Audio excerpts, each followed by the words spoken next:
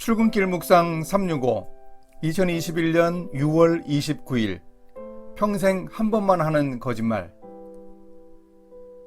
일터에서 하게 되는 거짓말은 누구에게나 잘못이지만 우리 크리스천 직업인들에게는 더욱 심각한 고민거리입니다. 거짓말에도 급수가 있어서 죄를 은폐하거나 다른 이에게 피해를 주고 신뢰를 잃게 하는 거짓말이 있습니다. 이런 거짓말은 우리가 하지 말아야 하고, 했다면 반드시 회개하고 그에 대한 책임도 져야 합니다. 그러나 상대방을 배려하는 선의의 거짓말이거나 분위기를 고려하는 거짓말이 있을 수 있습니다. 이른바 하얀 거짓말이라고 말합니다.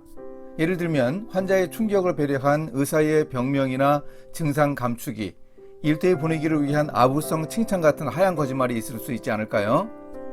때로 이런 하얀 거짓말과 심각한 거짓말을 잘 구분하지 못하는 것이 문제입니다. 또한 우리는 평생 한 번만 하는 역사적 거짓말을 경험할 수도 있습니다. 오늘의 말씀은 여호수아 2장 1절에서 11절입니다. 눈의 아들 여호수아가 시딤에서 두 사람을 정탐꾼으로 보내며 이르되 가서 그 땅과 여리고를 엿보라 하매 그들이 가서 라합이라 하는 기생의 집에 들어가 거기서 유숙하더니 어떤 사람이 여리고 왕에게 말하여 이르되 보소서 이 밤에 이스라엘 자손 중에 몇 사람이 이 땅을 정탐하러 이리로 들어왔나이다. 여리고 왕이 라합에게 사람을 보내어 이르되 내게로 와서 내 집에 들어간 그 사람들을 끌어내라. 그들은 이 온 땅을 정탐하러 왔느니라. 그 여인이 그 두 사람을 이미 숨긴지라. 이르되 과연 그 사람들이 내게 왔었으나 그들이 어디에서 왔는지 나는 알지 못하였고 그 사람들이 어두워 성문을 닫을 때쯤 되어 나갔으니 어디로 갔는지 내가 알지 못하나 급히 따라가라. 그리하면 그들을 따라잡으리라 하였으나 그가 이미 그들을 이끌고 지붕에 올라가서 그 지붕에 버려놓은 삼대에 숨겼더라. 그 사람들은 요단 나루터까지 그들을 쫓아갔고 그들을 뒤쫓는 자들이 나가자 곧 성문을 닫았더라. 또 그들이 눕기 전에 라합이 지붕에 올라가서 그들에게 이르러 말하되 여호와께서 이 땅을 너희에게 주신 줄을 내가 아노라. 우리가 너희를 심히 두려워하고 이 땅 주민들이 다 너희 앞에서 간담이 녹나니 이는 너희가 애굽에서 나올 때에 여호와께서 너희 앞에서 홍해물을 마르게 하신 일과 너희가 요단 저쪽에 있는 아모리 사람의 두 왕 시온과 옥에게 행한 일 곧 그들을 전멸시킨 일을 우리가 들었으니니라. 우리가 듣자 곧 마음이 녹았고 너희로 말미암아 사람이 정신을 잃었나니 너희 하나님 여호와는 위로는 하늘에서도 아래로는 땅에서도 하나님이시니라. 여호수아가 가나안의 관문인 여리고성에 보낸 두 정탐꾼들이 있었습니다. 그들은 라합이라는 기생의 집에서 유숙하다가 쫓기는 신세가 되었습니다. 그때 라합은 정탐꾼들을 숨겨주었고 추적자들에게는 거짓말을 했습니다.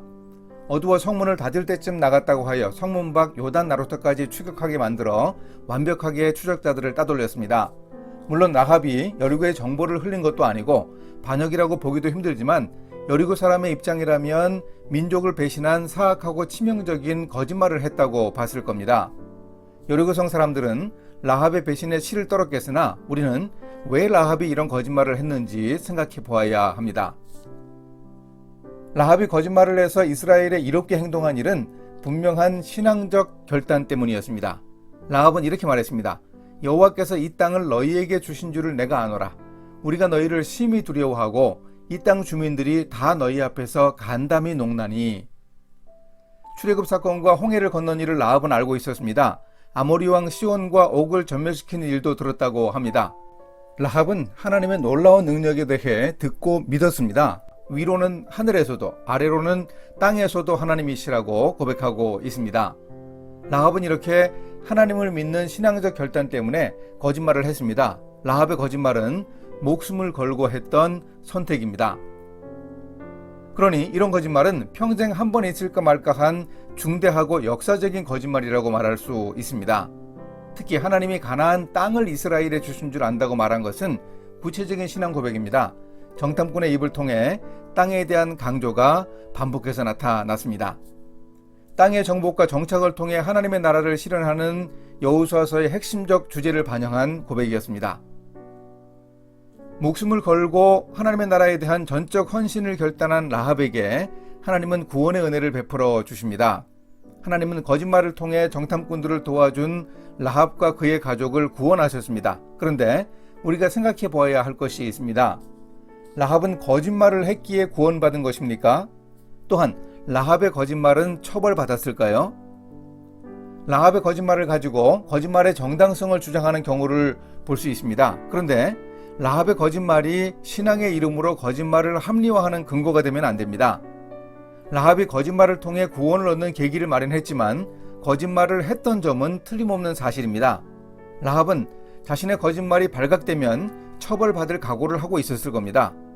라합의 거짓말은 자신이 책임질 것을 각오하고 평생 한 번 하는 거짓말이었다고 볼 수 있습니다. 이렇게 실천하겠습니다. 라합의 거짓말은 하나님을 믿는 신앙에 근거했습니다. 일하면서 손해보고 좀 편하게 일하려고 하는 사소한 거짓말과는 차원이 다릅니다. 습관처럼 반복하여 거짓말하지 않겠습니다. 거짓말을 합리화하지 않고 혹시 거짓말을 하여 부작용이 생기면 제가 다 감수하겠다는 각오를 하겠습니다. 함께 기도하십니다. 의롭고 신실하신 하나님, 하나님의 정직하심을 본받아 거짓말하지 않도록 노력하겠습니다. 복음을 위해, 하나님의 나라를 위해 평생 한 번만 하는 거짓말은 하겠다는 각오로 일하며 살아가게 인도해 주소서. 예수님의 이름으로 기도합니다. 아멘.